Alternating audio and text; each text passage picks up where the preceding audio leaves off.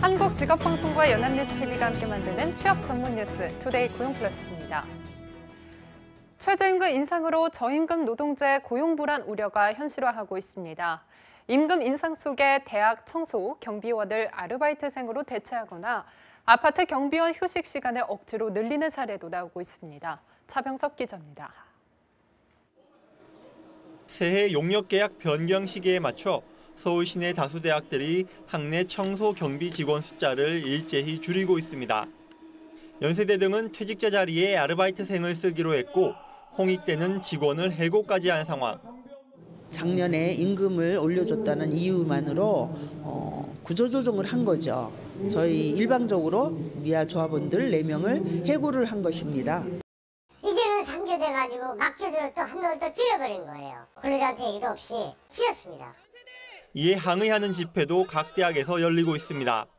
알바를 넣어서 임금을 줄여가지고 그 임금을 가지고 전임 교직원을 채용을 해야 된답니다. 해필이면 저임금 노동자의 임금을 깎아야 되냐는 겁니다. 벼룩 간 빼먹깁니까? 대학가뿐 아니라 올해 최저시급 인상 후 아파트 경비원 등의 해고 사례가 잇따라 보고되고 있습니다. 입주민 부담을 늘리지 않고 경비원에게 종전 임금을 그대로 주려고 근로시간을 줄이거나 휴식 시간만 늘리는 사례도 많습니다. 공고문 같은 거 보내준 것처럼 특별한 해고 사유보다는 감원인 거죠. 8명 중에서 2명 자르는 건데 그렇죠. 인상에 따라서 인건비 절감 차원에서 제대로 처벌하라라는 부분을 얘기를 하고 있거든요. 사실 최저임금 안 준다고 해서 많이 신고를 못해요. 겨우겨우 신고한 사람들 중에서도 처벌받는 게 1%가 안 되거든요. 역대 최대 폭의 최저임금 인상이 시행되자마자 새해 벽두부터 부담을 덜려는 사용자 측 움직임이 빨라지고 있고 이에 따라 고용 불안도 커지고 있습니다. 연합뉴스TV 차병섭입니다. 네, 새해부터 16.4% 오른 최저임금이 적용되면서 현장 곳곳에서 마찰음이 빚어지는데요. 최저임금 산입 범위를 어떻게 정할지를 놓고도 논란이 가열되고 있습니다. 조성금 기자입니다. 올해 최저임금은 16.4% 올랐지만 실제 노동자들의 임금은 그만큼 인상되지 못하고 있습니다. 사용자들이 상여금이나 수당을 깎고 휴일을 없애는 등 최저임금 인상액을 편법으로 적용하는 사례가 속출하기 때문입니다. 급격한 인건비 상승 부담에 사용자 측은 최저임금 산입 범위에 상여금을 포함하자는 목소리도 높이고 있습니다. 보수 시민단체인 바른사회 시민회의가 개최한 최저임금 토론회에선 최저임금 산입 범위를 선진국 수준으로 넓혀야 한다는 주장이 나왔습니다. 산출 기준이 우리가 대단히 협소하게 만들어져 있다. 최저임금이 높은 나라들을 보면 상여금, 숙박비 이런 것들을 최저임금에 산입하고 있습니다. 최저임금위원회의 전문가 TF에서도 산입 범위 확대 필요성을 언급해 노동자들의 반발을 샀습니다. 노동자 측은 산입 범위 확대가 최저임금 인상을 무력화시킨다고 주장합니다. 상여금을 기준에 포함시키자라는 얘기는 최저임금 인상 자체를 이제 무력화시키는 주장이고 명목상 올려주고 실질적으로 이제 삭감을 하면서 인상된 최저임금 적용으로 새해 벽두부터 현장 혼란이 이어지고 있어 오는 10일 예정된 최저임금위원회 제도개선위원회가 상여금 포함 여부를 두고 어떤 결론을 내릴지 주목됩니다. 연합뉴스TV 조성흠입니다. 가상화폐 열풍을 타고 가상화폐 거래소 빗썸이 올해 대규모 채용에 나섭니다. 빗썸은 올해 정보기술과 핀테크, 마케팅과 투자 등 본사 인력 100명과 콜센터 300명을 채용할 계획이라고 밝혔습니다. 또 기존 콜센터 상담원 230명은 모두 정규직으로 전환할 계획입니다. 빗썸은 현재 본사에 220명, 콜센터 230명 등 450명이 근무하고 있어 채용 인원은 현재 전체 근무 인원과 맞먹는 수준입니다. 은행에 가지 않고 은행 업무를 볼 수 있게 되면서 금융권은 최근 몇 년간 점포와 인력을 줄여왔습니다. 지난해 엄청난 이익을 올린 은행들도 새해 벽두부터 또 희망퇴직을 내걸었는데요. 과연 희망퇴직만큼 신규 채용을 하는 세대 간 빅딜이 이루어질지도 관심사입니다. 정주혜 기자입니다. 새해 초부터 금융권에서는 감원 칼바람이 불고 있습니다.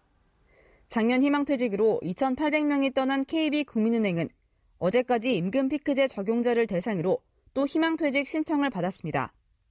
5일까지 희망퇴직 신청을 받는 신한은행은 근속연수 15년, 만 40세 이상이면 누구든 가능하도록 대상을 늘려 올해 희망퇴직 인원이 대폭 늘어날 전망입니다. KB하나은행 농협은행은 이미 작년 말 각각 207명, 534명이 희망퇴직으로 회사를 떠났고 마찬가지 몸집 줄이기 중인 카드, 보험, 증권업계 등에서도 올해 희망퇴직을 고심 중입니다. 관심은 금융권이 줄어든 인력을 신규 채용으로 메울지 여부입니다. 정부는 공공부문이 청년 신규 채용에 솔선수범하자는 취지에서 금융공공기관의 명예퇴직을 활성화해 청년 신규 채용을 늘리기로 했습니다. 임금 피크제나 통해서 이렇게 하시는 방법도 있고요. 본인이 선택하셔서 명예퇴직할 수 있는 방법도 있죠. 최종구 금융위원장도 신년사에서 금융권 명예퇴직이 보다 많은 청년 채용으로 이어질 수 있게 세대 간 빅딜을 유도하겠다고 밝혔습니다. 금융권도 핀테크와 비대면 금융 등 디지털화가 대세라 일선 인력을 늘리는 데는 한계가 있습니다. 하지만 그만큼 IT 디지털 분야의 신규 채용은 늘 수 있을 것이란 관측이 나옵니다.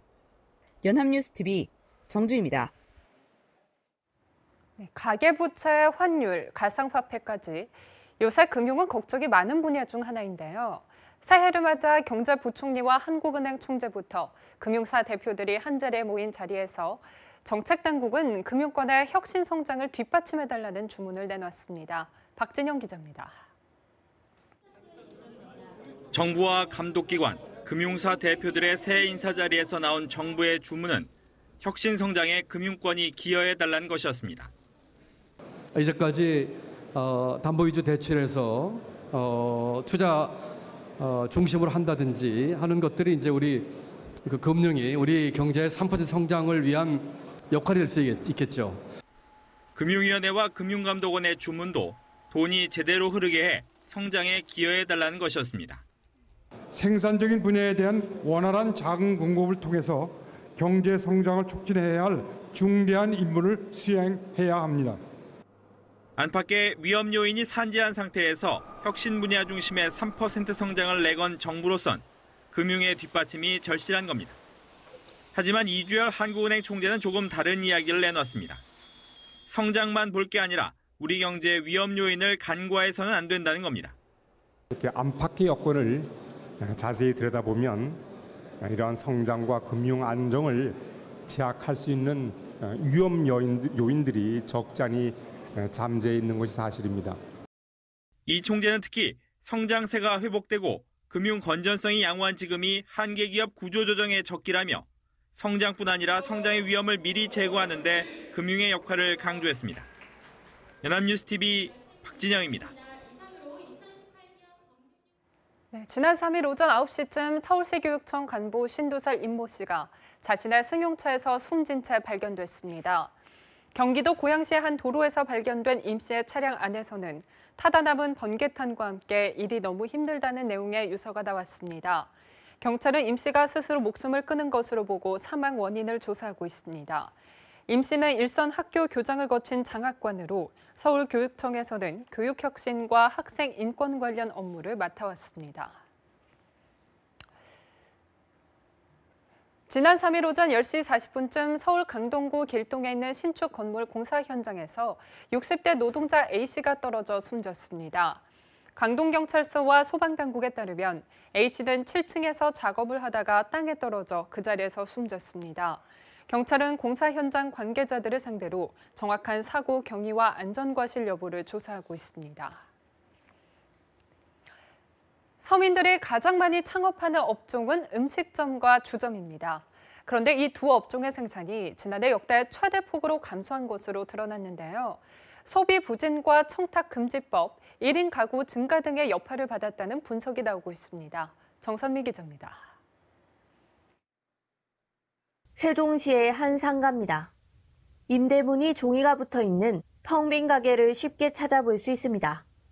이곳의 음식점과 주점들은 손님 감소와 높은 임대료 등을 견디지 못해 최근 폐점한 것으로 드러났습니다. 지난해 서민들의 대표적인 창업업종인 음식점과 주점 생산은 역대 최대 폭으로 감소했습니다. 통계청은 지난해 1월부터 11월까지 두 업종 생산이 전년 같은 기간보다 3.1% 줄었다고 밝혔습니다. 이는 경기는 회복되고 있지만 소득 양극화 등으로 인해 서민들의 체감 경기는 여전히 차갑기 때문으로 분석됩니다. 외식을 하기 위해 지갑을 열기 어렵다는 이야기입니다. 청탁금지법 시행으로 직장 회식 문화가 간소화하고 1인 가구가 증가한 것 등도 영향을 미친 것으로 보입니다. 음식료품 소비는 증가 추세입니다. 그러나 1인 가구 증가, 간편식 선호 등에 따른 혼밥, 혼술 증가와 외국인 관광객 감소 등으로 외식 수요가 줄어 음식점 및 주점업이 감소한 것으로 보입니다. 서민들의 가벼워진 지갑과 소비 방식 변화로 전국 수십만 개의 음식점과 주점의 생존이 위협받고 있습니다. 연합뉴스TV 정선미입니다. 파리바게트 제빵사 노조와 사측이 2차 간담회를 열어 직접 고용 사태 해결 방안을 모색했지만 입장차만 재확인했습니다.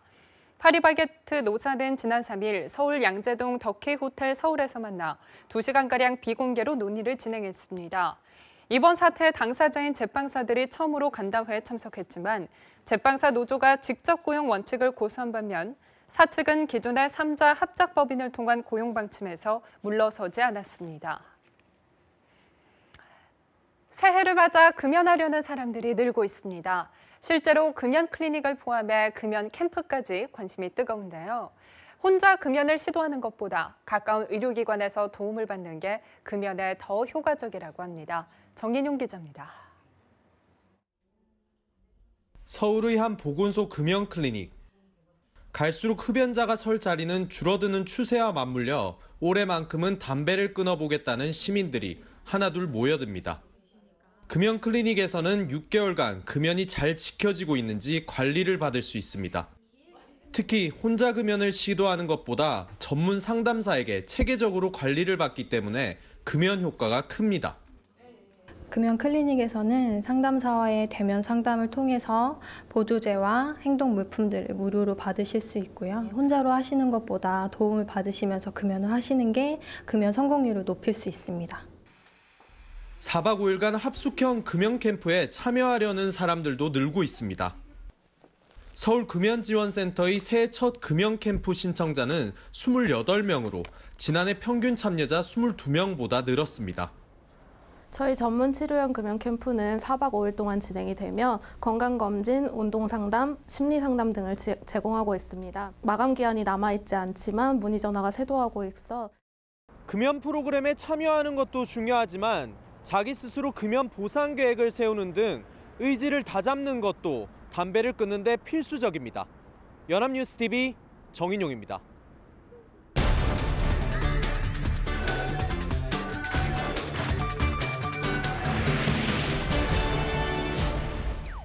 대한민국의 오늘을 데이터로 알아보는 투데이 데이터 뉴스 시간, 고보나 캐스터와 함께합니다. 안녕하세요. 안녕하세요. 투데이 데이터 뉴스 시간입니다. 미래를 예측하기 위해서 지금 성장하고 있는 청소년들의 생각을 알아야 한다는 말이 있습니다. 그래서 오늘은 새해를 맞아서 미래의 꿈나무인 청소년들의 희망 직업에 대해 알아보고자 합니다. 네, 맞아요. 청소년들의 생각을 통해서 현실을 돌아볼 수도 있고 또 앞으로 진로 지도에 활용할 수도 있잖아요. 어떤 직업이 인기가 있었는지 궁금하네요. 네, 얼마 전에 교육부와 한국직업능력개발원이 초중 고교생 27,678명과 교사 2,798명, 또 학부모 21,018명을 대상으로 조사한 2017년 초, 중 등 진로교육 현황 조사를 바탕으로 청소년들이 희망하는 직업을 살펴보겠습니다. 자, 먼저 중학생들이 선호하는 직업인데요. 10위는 승무원, 또 9위는 간호사, 8위는 건축가 및 건축 디자이너, 또 공무원이 7위에 올랐고요. 6위는 군인이 차지를 했습니다. 자, 이제 상위권을 살펴볼까요? 이 중학생들의 희망 직업 5위는 요리사가 차지를 했고요. 4위는 운동선수, 3위는 의사, 2위는 경찰이었습니다. 생각보다 다양한 분야의 직업이 순위에 올라 있네요. 인상적인 건 대학생에게 가장 인기 있는 직업으로 꼽히는 공무원이 겨우 7위를 차지했다는 거네요. 네, 맞습니다. 심지어 고등학생 희망 직업에서는 순위권 내에 들지도 못했는데요. 이 대학생들의 희망 직업이 공무원과 공공기관 취업에 집중되어 있는데 반해서 이 중고등학생의 희망 직업은 더 다양하다는 특징이 있었습니다. 자, 그럼 본격적으로 고등학생이 희망하는 직업 순위를 알려드릴 텐데요. 자, 먼저 10위는 중학생과 같습니다. 승무원이 차지를 했습니다. 다음으로 9위는 교수 및 학자, 또 8위는 컴퓨터 공학자 및 컴퓨터 프로그래머, 7위는 의사, 6위는 건축가 및 건축 디자이너가 희망 직업으로 꼽혔습니다. 이제 이어서 상위권을 볼까요? 5위는 기계공학기술자 및 연구원, 4위는 군인, 3위는 경찰, 2위는 간호사로 나타났습니다. 네, 그렇군요. 이 고등학생 역시 중학생만큼이나 다양한 직업들이 순위에 올라 있네요. 네, 그렇습니다. 실제로 중고등학생의 특정 직업 선호 현상이 줄어들었다고 하는데요. 전체 희망 직업에서 상위 10개 직업이 차지하는 비율이 크게 감소를 했다고 합니다.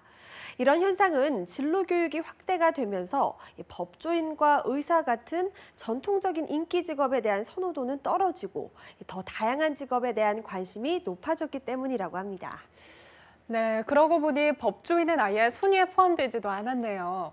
오히려 고등학생의 경우 전통적으로 인기 있는 직업보다 이공계열 관련 직업이 순위권에 많이 포진돼 있네요. 네, 그렇습니다. 이 같은 이유는 4차 산업혁명에 대한 관심이 높아지면서 10대들 사이에서 이공계열 선호 현상이 증가했기 때문인데요. 지난해까지만 해도 9위에 머물렀던 기계공학기술자 및 연구원이 4단계나 올라서요. 상위권에 오른 이유 역시 비슷한 원인이 작용했다고 할 수가 있겠습니다. 네, 그렇군요. 이 청소년들이 선호하는 직업은 역시 요즘 트렌드와도 큰 연관이 있는 것 같네요. 네, 맞습니다. 더욱이 지금의 청소년들은 희망 직업을 선택할 때 대중매체와 TV의 영향을 크게 받고 있었는데요. 중고등학생이 희망 직업을 알게 된 경로를 봤더니 1위가 바로 대중매체였던 겁니다.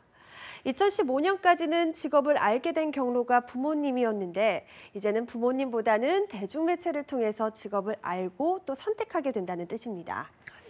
네, 예전에는 10대 청소년들이 부모의 의견에 따라 진로를 정했다면 요즘에는 SNS나 TV 채널을 통해서 더 다양한 직업을 접하게 된 거군요.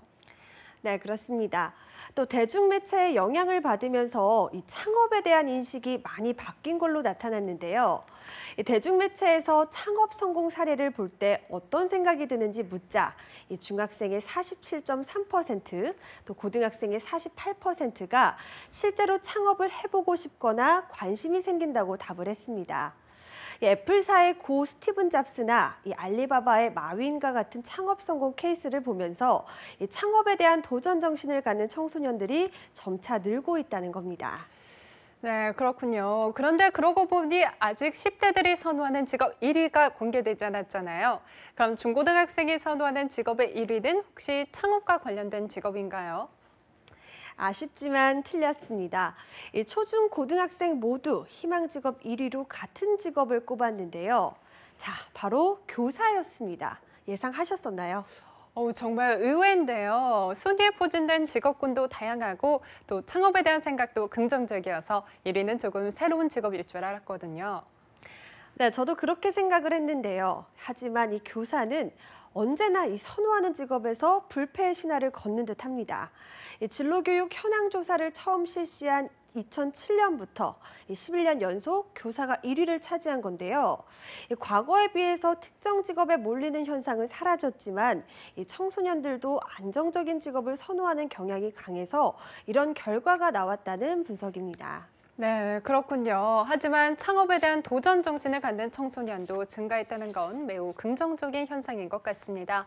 앞으로도 이 같은 현상이 계속 이어져서 특정 직업의 지원자들이 몰려서 생기는 취업 경쟁의 고리가 끊어지기를 희망하겠습니다. 지금까지 데이터 뉴스 시간 구본아 캐스터와 함께했습니다. 고맙습니다. 고맙습니다. 투데이 고용플러스 오늘 준비한 소식은 여기까지입니다. 함께해 주신 여러분 고맙습니다.